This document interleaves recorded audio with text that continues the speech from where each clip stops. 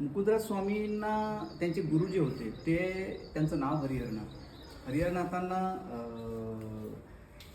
जे काही संस्कृतात होतं ते प्राकृतात आणण्यासाठी एक शिष्योत्तम हवा होता आणि हरिहरनाथांचं जो शिष्योत्तम होता त्याचं नाव मुकुंदराज.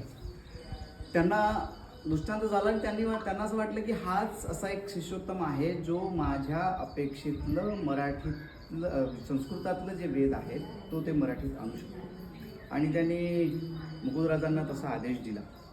पण त्याच्यासाठी अशी एक शांत जागा मुकुंदराजांना हवी होती जिथे बसून त्यांना हरिहरनाथांच्या स्वप्नातलं ग्रंथ निर्माण करता येईल. त्यासाठी मुकुंदराजांनी अगदी ठरवून या आंभोऱ्याची निवड केली. वैनगंगेच्या तिरी मनोहर ही अंबा नगरी तित्रे प्रकटले श्रीहरी. श्रीहरी म्हणजे मुकुंदराजांचे गुरु ज्यांचं नाव हरिहरनाथ.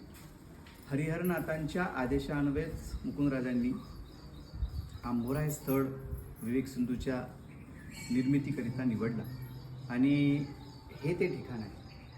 इथून 5 पावलांवर नदी आहे आणि नदीच्या अगदी काठावर मुकुंदराजांनी लेखणी हातात घेतली आणि तुम्ही आम्ही जी मराठी बोलतो आहे त्या मराठीतला पहिला अक्षर, मी पुन्हा सांगतो, तुम्ही आम्ही जी मराठी बोलतो आहे त्या मराठीतला पहिला अक्षर मुकुंदराजांनी ह्या ठिकाणावर बसून लिहिला.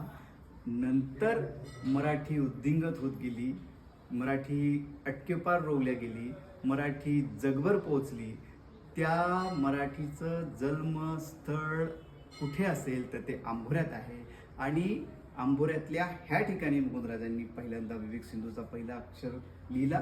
मी तुम्हाला आत घेऊन जातो आणि मुकुंदराजांच्या गुरुची जी समाधी होती हरिहरनाथांची ती दाखवतो. त्यानंतर मुकुंदराजांनी विवेक सिंधू इथेच लिहिला त्याचे दाखले देणारे जे काही शिलालेख आहेत ते दाखवतो. या